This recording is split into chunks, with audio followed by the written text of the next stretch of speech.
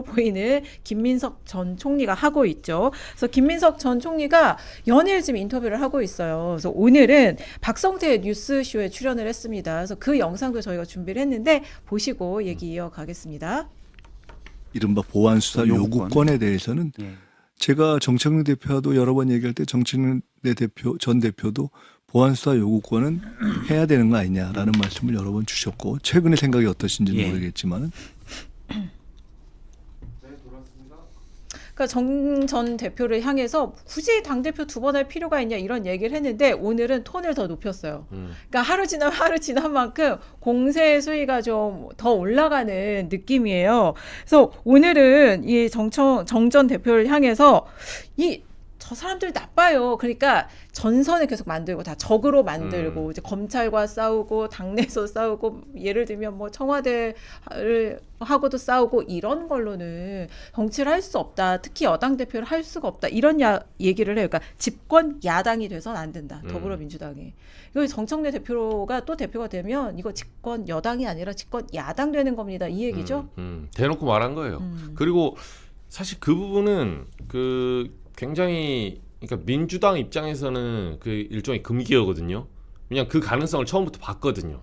박찬대 후보랑 정청래 후보랑 붙어서 초장에 이재명 대통령 임기 시작한 지 2개월 만에 대표가 뽑혔는데 그 당시에 정청래 대표가 사실은 지금 와서 할 수 있는 말이지만 명심을 엎은 거예요.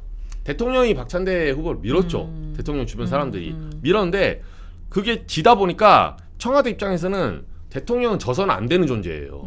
대통령이 진다는 걸 보여주면 안 됩니다. 근데 그때는 사실은 이제 청와대 분위기가 어떤 거였냐면 그러니까 이것도 저것도 약간 해이하게 접근한 거예요.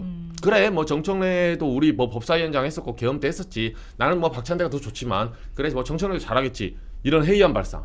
이게 지금 1년간 이 정권을 거의 뒤집어놓은 목줄까지 온 거예요. 딱 칼이 목까지 들어온 거예요. 사실은. 그래서 정청래 대표가 되면 335 사실 사람들이 모여서 심심치 않게 나왔던 말 중에 뭐냐면 지선 전에 친명 의원들 저한테 얘기해 주나니까요.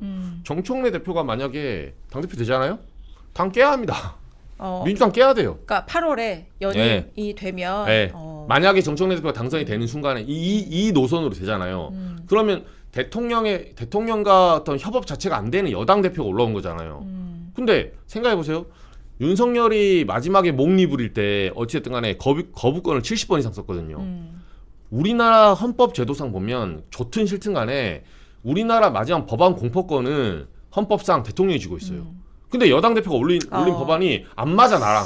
어쨌든 대통령이 이거 나는 공포 못 하겠어. 막잖아요. 법안 바로 정지돼요.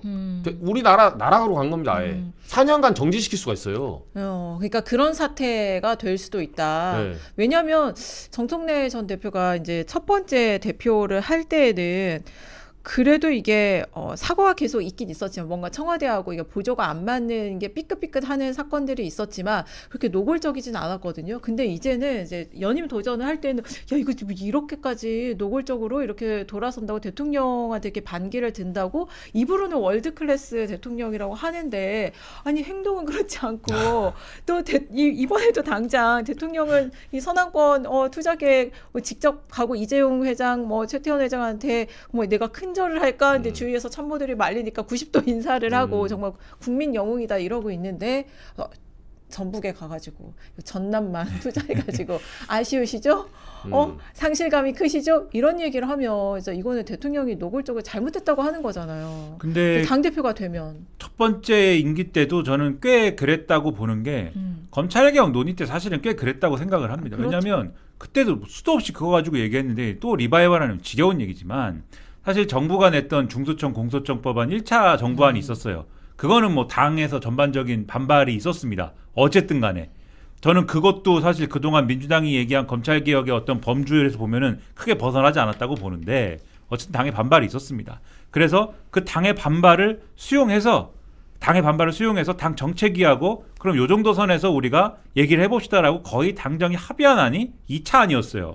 그럼 2차 안에 대해서는 법사위 강경파들의 반발이 있었는데 그 당시 법사위 강경파에 속하는 사람이 지금의 추미애 도지사 그다음에 김용민 의원 이런 사람들이지 않습니까? 그분들의 반발이 있었긴 했지만 당 정책위가 어쨌든 간에 합의할 정도면은 당 대표로서는 자 이제 이 안으로 갑시다라고 법사위 강경파들을 설득해서 그래야죠. 갔어야 되는 거고 그럴 줄 알고 있었던 거예요. 저기 이재명 대통령은. 그러니까 이재명 대통령이 그때 입장을 낼 때 그 당정 합의안이라고 하는데 왜 이렇게 시끄러운 거냐는 그렇죠. 얘기를 이 맞아요. 페이스북에 올리기도 했던 겁니다. 근데 법사위 강경파들의 편을 들었어요. 정청래 대표가. 그거는 대통령의 입장하고 완전히 배치되는 얘기였다고 저는 생각을 합니다. 그래서 결국은 이게 수습이 안 되고 이 정부 2차안을 가지고도 싸우니까 결국은 마지막에 대통령이 어떻게 한 거예요? 강경파들 얘기를 그냥 다 네. 들어준 거잖아요. 맞아요. 불러가지고 네. 합의를 했는데도 그 합의를 지키지 않으면 어떡하냐라는 말을 마지막에 남기고 결국 다 받아준 거잖아요. 다 네. 오케이 해준 거잖아요. 그걸 가지고 정청래 대표는 역시 이재명 대통령의 뜻은 내 뜻과 같았다라고 주장을 했으나 그 앞에 과정을 보면은 아닌 거죠. 그때 이미 검찰개혁에 대해서는 이재명 대통령과 뜻이 다르게 간 것이고 그리고 남은 게 이제 보안수사건인데 그러면 보안사건에 대해서는 이재명 대통령이 뜻을 이미 밝힌 바 있지 않습니까? 수차례나. 그렇죠. 보안사건 원칙적으로 폐지가 맞는데 보안수사 요구권 정도로 정리하는 게 맞는데 근데 아주 예외적으로 허용해줘야 되는 이 어떤 때도 있어야 될 것 같으니까 그걸 포함해서 검토해야 되는 게 맞지 않아? 이게 이재명 대통령의 변하지 않는 뜻인데 이 정청래 대표는 이 전당대회 얘기를 시작하자마자 뭐라고 합니까? 보안사건 완전 폐지라고 그렇죠. 얘기를 하고 지금도 그거는 절대 변하지 않는 이거라고 네. 얘기하잖아요. 네. 이거는 전당대회 레이스에서 자기를 지지하는 사람들 결집 목적 밖에는 없는 거잖아요. 그러니까 그러면은 이거는 이재명 대통령하고 충돌하는 부분이죠. 그러니까 이렇게 쭉 보면은 앞으로 정청래 대표가 다시 연임하게 될 경우에 이런 부분들하고 계속 충돌할 수밖에 없겠구나. 이재명 대통령이 원하는 방향으로 여당의 정책이나 여당의 법안들이 같이 가지 않겠구나. 이런 걸 예상하는 부분이니까 지금 이 난리가 나는 거죠. 그렇죠. 그러니까 이게 그 말씀하신 대로 정청래 대표가 전대 출마하면서 이제 전선으로 삼은 것 중에 하나가 보안 수사권 완전 폐지인데 그걸 가지고 이제 사실 정청래 대표는 이제 의원들 국회의원 이제 하반기 국회 앞두고 이제 열린 연찬회 그러니까 워크숍에서 다시 그 얘기를 했어요 기자들한테. 그런데 송영길 의원이나 그러니까 네. 송영길 전 대표나 김민석 전 총리는 좀 약간 다른 얘기를 했습니다. 그러니까 송 전 대표는 오늘 기자들한테 보안 수사권 여부를 이게 정치적으로 이렇게 무기화할 문제가 아니다. 이미 수사권, 기소권 분리했고 중대범죄수사청, 공소청 만들었지 않냐? 보안 수사권은 어떻게 진행되든지 간에 일단 정부와 논의를 해야 된다. 이렇게 얘기를 했거든요. 그리고 김민석 전 총리도 인터뷰에서 그 얘기를 했어요. 그래서 그 얘기도 저희가 영상 준비했는데 잠깐 보시고 다시 이어가겠습니다. 이른바 보안수사 요구권에 대해서는 제가 정청래 대표와도 여러 번 얘기할 때 정청래 전 대표도 보안수사 요구권은 확고 부동한 해야 되는 거 아니냐라는 불멸의 말씀을 여러 번 원칙. 주셨고 최근에 생각이 어떠신지 애들한테 모르겠지만 확고 부동한 불멸의 원칙. 그러니까 정청래 전 대표는 오늘 이제 의원 워크숍에서 확고 부동한 불멸의 원칙이라고 했어요. 보안수사권 폐지가. 그리고 아까 말씀드렸듯이 송영길 전 대표는 이거 정부하고 앞으로 논의해서 해결해야 될 문제다. 그러니까 여지를 뒀어요. 그리고 김민석 전 총리도 아니 이거 정청래 대표도 예전에 보안수사 요구권은 해야 되는 거 아니냐 이런 얘기를 했다. 근데 그러니까 약간 예외적인 그 보안수사권의 예외를 일부 줘야 된다는 뜻을 있는 것을 그런 뜻을 밝힌 것을 본인은 기억하기 때문에 사실 당대표가 되면 송영길 전 대표나 김민석 전 총리나 그러니까 보안수사권 문제는 정부와 다시 협의를 해가지고 할 약간 그런 여지를 보인 거라고 해석이 되는데 그렇게 봐도 되겠습니까? 아니 근데 보안수사 요구권이라는 것은 보안수사권을 폐지하는 게 전제인 거죠. 지금 얘기하는 게 보안수사권이라는 거는 직접 보안 수사를 검찰이 어쨌든 하는 걸 전제하는 그렇죠. 건데 보안수사 요구권이라는 거는 검찰이나 중수청에다가 보안사를 네가 해라고 요구하는 거니까. 근데 이 얘기를 했는데 왜 정청래 전 대표는 여기다 대고 그러니까 보안사 요구권이라는 거에 대해서 정청래 대표랑 김민석 총리가 얘기를 했다라고 김민석 총리가 밝힌 거에 대해서 아니야 나는 완전 폐지하자고 그랬어. 그러니까 왜 그걸 반론으로 얘기를 하는 거죠? 그러니까 보안사건 완전 폐지가 보안사 요구권의 범죄에 들어가는 거잖아요. 네. 왜 그게 서로 반론인가? 그러니까 그 정청래 대표는 그러니까 뭐가 됐든 나는 완전 폐지라는 네 글자를 그냥 얘기를 하면 된다라는 입장인 것 같아요. 그러니까 이거는 제가 볼 때는 정청래 전 대표는 특정한 제도의 형태를 지금 도입하거나 특정한 제도의 형태를 전제하고 하는 얘기가 아니고 나는 완전 폐지라고만 주장하면 된다. 그게 뭐든지 간에. 이렇게 주장하는 것 같아요. 그럼 이건 저는 무책임한 논의다라고 생각을 하는 거죠. 그럼 보안사 요구권 또 하지 말자는 겁니까 그러면? 그러니까 뭐예요 이게 지금 도대체? 그러니까 이 부분이 왜 계속 문제가 되냐면 사람들이 정청래 전 대표에게 의심하는 게 있어요. 아, 너 지금 연불보다 제밥이지. 그러니까 보안 수사권은 우리가 처음부터 봤지만 요거 언제 들고 나오냐면 잘 보면 올해 1월에 유심 작가가 딱 얘기할 때 저는 정답을 제시했다 생각해요. 올해 1월에 1월 21일이었죠. 조국 혁신당과 합당이 무산됩니다. 그때부터 솔직히 말하면 약간 목리를 느끼기 시작해요. 아, 이쪽 팀에 지금 목리가 이렇구나. 김어준 씨가 그 던지고 갑자기 합당을 이제 던지고 나서 김어준 나와가지고 김어준 뉴스공장 나와서 일주일 후에 유시민 작가가 설명을 합니다. 설명을 하는데 제가 그 하도 사람들이 야 너 그 방송도 안 보고 하지 방송 안 보고 하지 다 봤어요. 유시민 작가 하도 그렇게 하길래 일일이 적으면서 클로드 다 돌려가지고 워딩 뽑아서 클로드로 AI로 역시 돌려서 그러니까 듣기도 하고 혹시 내가 놓친 거 있을까 봐. 그 봐온 결과가 뭐냐면 거의 한 80%를 보안 수사권 하래요. 느닷없이 합당 문제를 하고 있잖아요. 합당 문제. 근데 합당 문제는 갑자기 보안 수사권 얘기 나와요. 대통령이 위험하다. 근데 저는 그때 느꼈죠. 아, 이 사람들 이게 지금 명분이구나. 명분은 사실 우리 댓글에 많이 나오잖아요.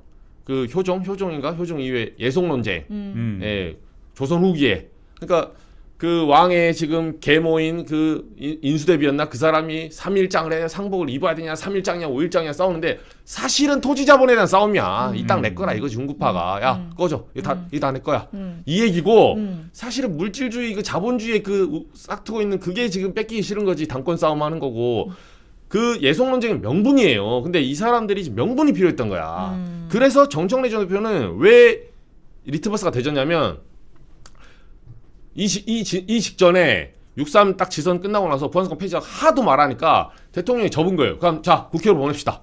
한 다음에 김민석 총리가 그래 가서. 예 퇴임하기 직전에 얘기했잖아요. 국회로 보내서 폐지로 가자라고 제가 회피기동을 한 거야. 전선을 안 만들어. 그래 네 해준 거 다 해줄게. 예전에 한나라당이 법인세 낮춥시다 준 거야. 낮추니까 내일 당장 이제 시한을 받기 시작해요. 그랬죠. 이게 이제 5살 아이처럼 이제 징징대기 시작한 거야. 아니 해준다고 했는데 정부 입법 발의하세요. 이번에 7월에 바로 해야 됩니다. 그 조건이 계속 붙죠. 왜? 사실은 속마음이 폐지가 아니거든. 이게 중요한 게 아니에요. 사실 이쪽에서 이걸 가지고 싸우는 게 목적이지. 그렇죠. 반대 사이드를 서줘야 돼. 내가 이거 폐지라 주장할 때 너는 남겨야 된다 주장해야 돼.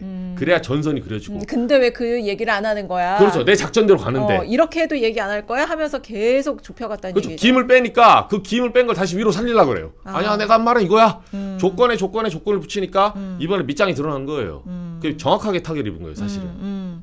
그래서 사실은 이제 송영길 전 대표는 정청래 전 대표하고 굉장히 날을 세워서 붙고 있는 상황이잖아요. 네. 김민석 전 뭐 총리가 적통론도 말하고. 네, 국회로 돌아오기 전에. 근데 보안 수사권 문제를 놓고도 사실 김민석 전 총리는 이 문제 가지고 그렇게 막 공세를 높이거나 하는 모습은 아니에요. 네. 근데 오히려 송영길 전 대표가 좀 더 바짝 붙는 그런 모양새는 이것도 좀 약간 전략이 있는 건가 싶기도 하고 송영길 전 대표가 담당 일진이죠. 담당 일진. 그러니까 담당 일진? 두 사람이 무슨 뭐 역할 분담을 했다거나 그런 것 같지는 않은데 네. 그럴 일도 아니고. 그렇죠. 근데 자연스럽게 이제 서로의 처지 때문에 그런 어떤 역할 분담 같은 그런 상황으로 귀결되는 것 같아요. 그러니까 김민석 전 총리 입장에서는 이 얘기를 진지하게 꺼내기가 사실은 난감하고 어렵습니다. 왜냐하면 그동안에 검찰개혁과 관련된 논의를 담당해 온 게 국무조정실 산하의 검찰개혁 추진단이에요. 그렇죠. 그러면은 이게 실무적으로 거기서 해온 얘기들이 있는데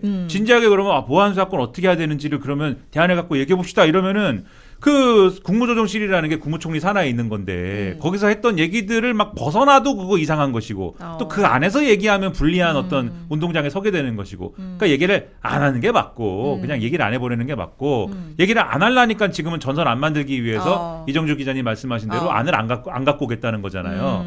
근데 이제 송영길 의원 입장에서는 지금 어쨌든지 간에 3등 후보인 것으로 이미지화돼 있잖아요. 그거 뭐 까봐야 아는 얘기지만 뭐 3등이겠죠 아마 지금 어쨌든 구도상 그럼 3등 후보 입장에서는 이 파이팅 넘치는 모습을 보여줘야 됩니다. 쟁점이 뭐든 간에 그러면 지금 파이팅 넘치는 모습을 보이기 위해서 근데 김민석 전 총리랑 싸울 겁니까? 아니잖아요. 정청래 전 대표랑 싸워야 하잖아요. 그러니까 지금 집히는 대로 다 던지면서 싸워야 되는 거죠.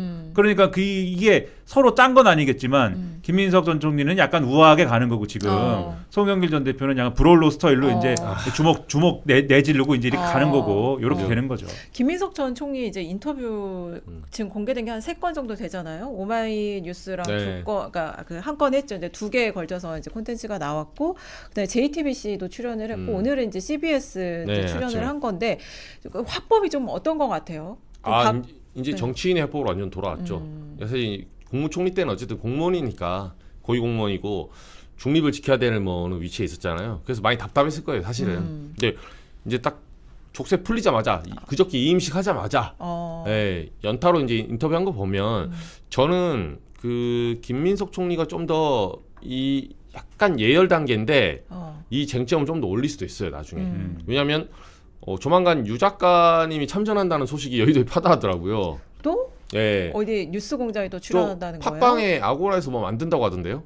본인이 진행 그 설이에요. 아니 그 다스베이다에서 김어준 씨가 아니 본인 채널 파라고 막 계속 그러잖아요. 네. 약간 그런 플랫폼을 만들려고 하는가 보죠. 그러니까 그 일설에 보면 이제 김어준도 뒷발 뺐다 이제.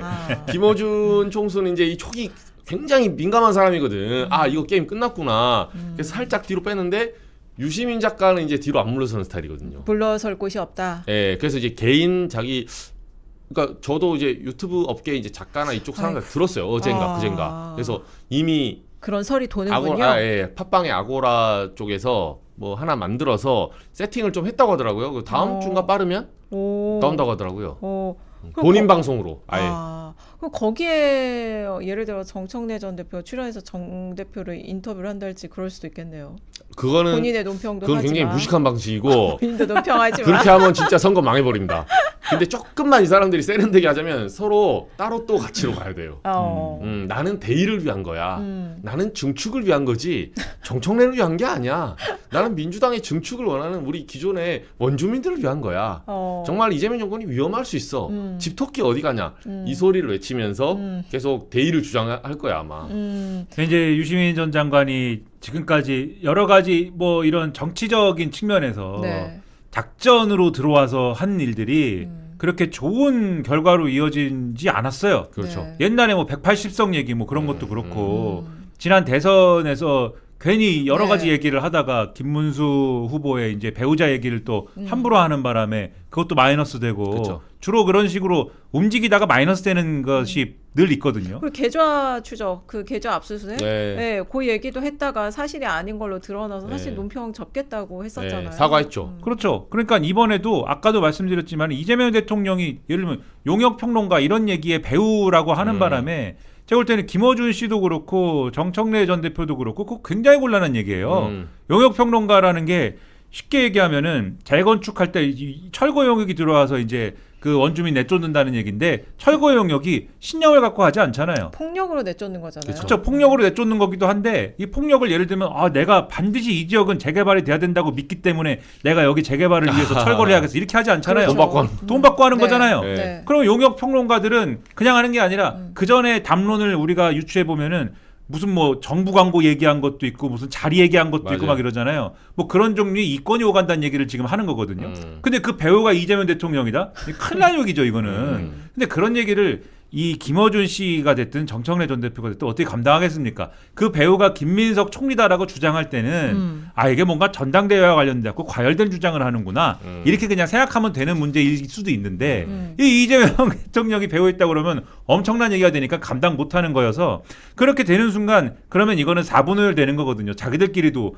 이게 이 손발이 안 맞게 되는 거거든요. 그래서 만약에 유시민 전 장관이 지금 말씀하신 대로 독자적인 얘기를 하기 시작하고 그렇게 되면은 그거 막 폭주가 돼가지고 야구로 따지면 폭투가 돼가지고 그거 이 정청래 전 대표한테 오히려 더 불리하게 작용할 거예요. 고립될 수도 있겠네요. 그러면. 그렇죠. 유시민 근데 작가가. 요새 패턴을 보면 이제 유시민 작가가 진짜 그 저희 세대 이제 40대만 해도 그 얼마나 지식 소매상으로 그러니까 이 지식계의 BTS 아닙니까 어떻게 보면 약간 아이돌 스타처럼 책도 많이 내고 혼자 이제 뭐 서양 고전도 많이 소개하고 뭐 로크 루소 뭐 홉스 이런 것도 자기 청춘의 적서부터 시작해서 수많은 사람들에게 이제 그런 추앙을 받아왔거든요. 근데 어쨌든 그렇게 논술책에 꼭 활용되고 했었는데 이번에 제가 보면서 이 약간 목리를 부리고 있는 것 같아요. 그리고 약간 패배의 화신이 됐어요. 아까 김민하 평론 말씀하신 대로 뭐냐면 저는 가장 최근에는 뭘 봤냐면 지난번에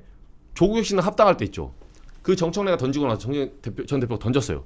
그 다음 주에 나와서 합당에 막 그 정당성을 엄청나게 설파해. 합당 실패했습니다. 실패했죠. 왜? 이슈 전파사하고 저희랑 이제 같이 잘 걸렸다 해서 왜 합당을 안 했냐 보여주마. 그래서 이제 백낙천 선생님 한 거 제가 그대로 따왔어요. 백낙천 선생님이 말하더만요. 조국 대표한테 합당하면 안 된다고. 가만히 있어. 왜? 백낙천도 욕해보지. 차마 그렇게 못하더만. 출연을 했었죠. 네, 그렇게 하고 그 다음에 평택을 할 때 그게 사전투표 전날이에요. 매부쇼 나와서. 네, 민주당 사전투표 전날인데 부산 북값 뭐 이런 거 한마디도 안 해. 그냥 평택을만 조지는 거야 계속. 민주당 내부만. 네, 그 사전투표 바로 전날인데 그거 해가지고 김용남 후보 조진다고 별별 예시 뭐 간첩론부터 시작해서 조국 대표 당선시키라고 나는 조국이 되면 좋겠다 뭐 뉴스 공장 나서 떨어졌잖아요. 그러니까 이미 패배의 화신이에요. 이번에도 그래서 제가 볼 때 안타깝지만 유시민 작가가 등장했다. 이거는 뭐 그런 거 보통 우리가 제비가 낮게 날면 비가 오잖아요. 아 전대는 김민석이 이겼구나. 유시민 작가가 나오면 패배의 화신이라고 보면 돼요. 유시민 작가가 뜨면 이 징조는 무슨 징조다. 이 징조가 이쪽 편이 진다. 거의 그 정도로 과학으로 가고 있어요 이제는. 알겠습니다. 지금 많은 분들이 보고 계신데 여의도 브라더스 김도영 기자가 슈퍼챗을 쐈어요.